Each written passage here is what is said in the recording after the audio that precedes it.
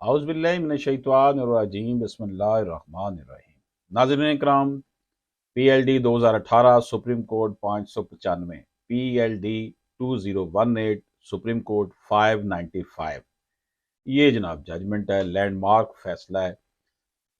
اس case میں بنیادی سوال زیر غور یہ ہے کہ کسی کیس میں ایک ایف آئی آر درج ہونے کے بعد مزید معلومات فراہم کرنے کے لیے دوسری یا تیسری ایف آئی آر درج کروا سکتے ہیں یا نہیں، یعنی کہ ایک ہی وقوع سے متعلق ایک سے زائد ایف آئی آر درج کروانے کے معاملے پر سپریم کورٹ کا اہم فیصلہ ہے یہ۔ ناظرین کرام، ایف آئی آر ایک درج ہو چکی ہو تو پھر آپ استغاثہ کر سکتے ہیں، استغاثے کے ذریعے اپنا موقف جو ہے وہ عدالت میں دے سکتے ہیں۔ ناظرین کرام، سغرا بی بی ایک خاتون، اس نے اعلیٰ عدلیہ میں آئین پاکستان کے آرٹیکل 184(3) کے تحت ایک انسانی حقوق کا کیس فائل کیا، جس میں سغرا بی بی نے سپریم کورٹ سے مطالبہ کیا کہ عدالت مقامی پولیس کو دوسری ایف آئی آر درج کرنے کا حکم دے تاکہ وہ اپنے بیٹے، جس کا نام محسن علی تھا، کے قتل میں ملوث پولیس اہلکاروں پر دوسری ایف آئی آر درج کر سکے۔ اس کا یہ بیٹا محسن علی 2008 میں پولیس مقابلے میں مارا گیا تھا۔ مقتول جس دن اپنی زندگی سے محروم ہوا تھا، اسی دن پولیس نے اپنی طرف سے پہلی ایف آئی آر درج کی تھی۔ پولیس کی جانب سے درج کیے جانے والی ایف آئی آر میں مقتول محسن علی پر الزام تھا کہ محسن علی کی جانب سے پولیس پر قاتلانہ حملہ کیا گیا تھا، اس وجہ سے پولیس نے اپنی ذاتی دفاع کے حق کو استعمال کرتے ہوئے جوابی فائرنگ کی، جس کے نتیجے میں محسن علی جان بحق ہو گیا۔ اس کیس سے متعلق تفتیش مکمل ہونے کے بعد چلان سیشن کورٹ لاہور میں پیش ہوا تاکہ کیس میں ملوث ملزمان کے خلاف مقدمہ چلایا جا سکے۔ ناظرین اکرام، جنوری 2010 میں سغرا بی بی نے ایک پرائیویٹ کمپلینٹ، جسے استغاثہ کہتے ہیں، درج کروایا، جس میں اس نے پولیس پر الزام لگایا کہ اس کے بیٹے کو پولیس نے جیلی مقابلے کا انتظام کر کے بے رحمی سے قتل کیا ہے، نہ کہ ذاتی دفاع کے حق میں۔ یہ نہیں ہے کہ انہوں نے پولیس نے اپنے جان بچانے کے لیے اسے مارا ہے۔ پولیس کی جانب سے درج کی جانے والی ایف آئی آر میں جو واقعات کی تفصیل ہے، یہ سغرا بی بی کے مطابق حقیقت پر مبنی نہیں تھی۔ سغرا بی بی کی طرف سے دائر پرائیویٹ درخواست کے متعلق مئی 2010 میں ایڈیشنل سیشن جج کی جانب سے 16 پولیس اہلکاروں کو بادی النظر ثبوت کی بنیاد پر عدالت میں ٹرائل کے لیے طلب کیا گیا، اور 2016 میں طلب کیے گئے ملزمان کے خلاف چارج فریم کیا گیا، فرد جرم عائد کی گئی۔ یہ ٹرائل ابھی ختم نہیں ہوا تھا کہ سغرا بی بی نے پولیس اہلکاروں کے خلاف اس واقعے کے متعلق الگ ایف آئی آر کروانا چاہتی تھی، لیکن پولیس کی جانب سے الگ ایف آئی آر درج نہ کرنے پر سغرا بی بی نے اعلیٰ عدلیہ کے انسانی حقوق سیل میں درخواست دی، سپریم کورٹ آف پاکستان میں، جس میں مطالبہ کیا گیا کہ عدالت مقامی پولیس کو اس کے بیٹے کے قتل میں ملوث اہلکاروں کے خلاف الگ ایف آئی آر درج کرنے کی ہدایت دے تاکہ Sughra Bibi F I R آر میں واقعے کے متعلق اصل تفصیل بیان کر سکے۔ ناظرین کرام، یہ بات واضح ہے کہ درخواست گزار کا الگ ایف آئی آر درج کروانے کے اصرار کے پیچھے اپنے بیٹے کے قتل میں ملوث پولیس اہلکاروں کو سلاخوں کے پیچھے دیکھنا اس کی خواہش تھی کہ ان کو سزا دلوا سکے۔ ناظرین کرام، اس کیس کے متعلق سپریم کورٹ کے سامنے مختلف مواد اور متعدد ایف آئی آرز کے اندراج پر اعلیٰ عدالتوں کے جو متضاد فیصلے تھے وہ موجود تھے، تاہم جو قانونی سیکشنز تھے وہ خاموش تھی۔ اس لیے اس وقت کے chief justice honourable justice Asif Saeed Khosa sahib کی سربراہی میں 7 ججز پر مشتمل ایک لارجر بینچ تشکیل دیا گیا، جس میں اٹارنی جنرل آف پاکستان، دارالحکومت اور صوبوں کے ایڈوکیٹ جنرلز نے اعلیٰ عدلیہ کی معاونت کی، اور ساتھ میں معروف قانون دانوں نے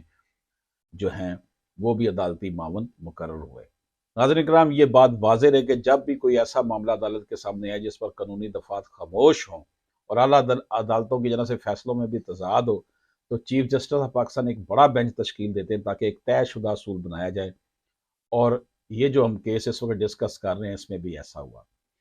ناظرین اکرام، بہت امپورٹنٹ کیس ہے، یہ قانون کے طالب علموں کے لیے انتہائی اہم ہے۔ سب سے پہلے عدالت کی جانب سے اس کیس کو تمام اعلیٰ عدالتوں کے فیصلہ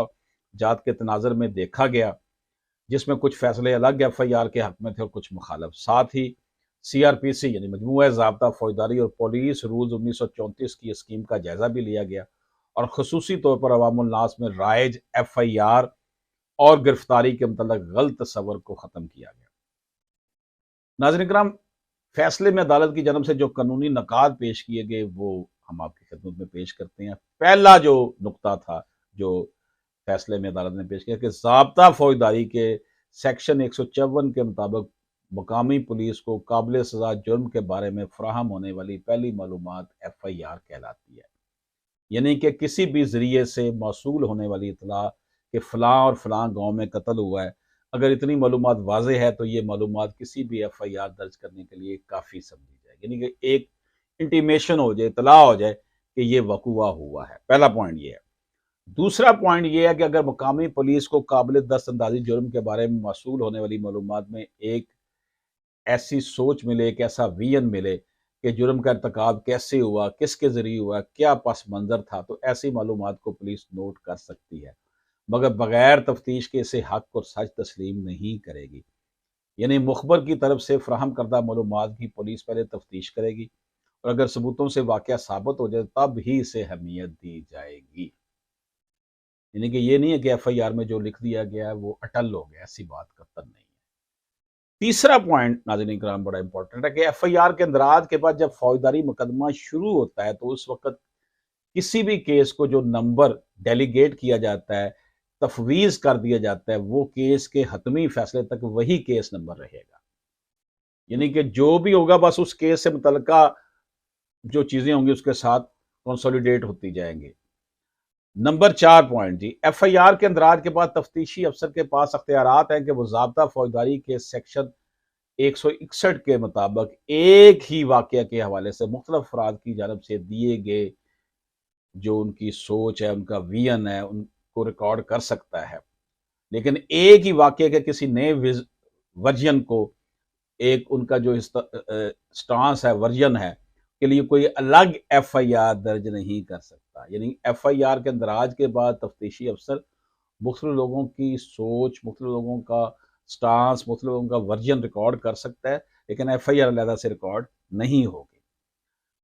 5واں پوائنٹ جی، تفتیش کے دوران تفتیشی افسر پر لازم ہے کہ وہ تمام پہلوؤں سے معاملے کی چھان بین کرے گا جیسا کہ پولیس رولز میں لکھا گیا ہے۔ تفتیشی افسر کا فرض ہے کہ واقعہ سے متعلق اصل حقائق کو تلاش کرے اور ان لوگوں کو تلاش کرے جو اس واقعے کے ذمہ دار ہیں۔ پولیس معاملے کی تہہ تک جائے، چھان بین کے لیے کسی جلد بازی سے کام نہ لے، جلد بازی میں کسی کو مجرم یا بے قصور قرار نہ ٹھہرائے، بلکہ وہ منصفانہ اور کھلے ذہن سے حقیقت کا پتہ لگائے گی۔ 6واں پوائنٹ ناظرین کرام اس میں یہ تھا کہ کسی بھی شخص کو فوری طور پر صرف اس وجہ سے گرفتار نہیں کیا جائے گا کہ اسے FIR میں ملزم نامزد کیا گیا، نہ ہی فقط کسی دوسرے شخص کی طرف سے تفتیشی افسر کو فراہم کردہ معلومات کی بنیاد پر گرفتاری کی جائے گی،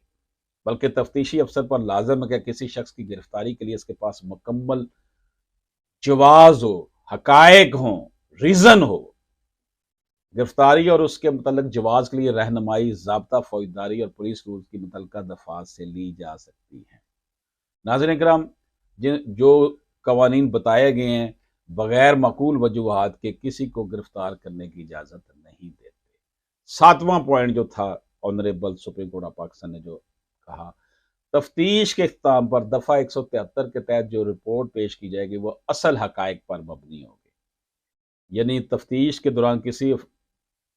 شخص سے ملنے والی معلومات اصل حقائق پر حاوی نہیں ہونی چاہیے، بلکہ جو اختتامی رپورٹ ہو وہ مکمل غیر جانبداری اور حقائق پر مبنی ہو۔ ناظرین اکرام،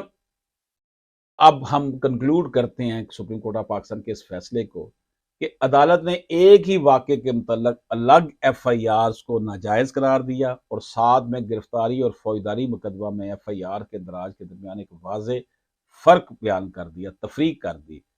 کیس کے متعلق سغرا بی بی کی درخواست خارج کر دی گئی اور ٹرائل کورٹ کو ہدایت کی گئی کہ وہ درخواست گزار کی پرائیویٹ شکایت کا 4 ماہ کے اندر فیصلہ کرے۔ ناظرین کرام، ایک لینڈ مارک ججمنٹ ہم نے پیش کیا آپ کی خدمت میں، اور یہ honourable supreme court of Pakistan کی تھی کہ ایک ہی واقعے سے متعلق، ایک ہی وقوعے سے متعلق ایک سے زائد FIR درج کروانے کے معاملے پر honourable supreme court of Pakistan کا یہ اہم فیصلہ تھا۔ جس کو نریٹ کیا گیا تھا PLD 2018 سپریم کورٹ 595 میں۔ اشرف ہاشمی ایڈوکیٹ کو اجازت دیجیے۔ اللہ حافظ۔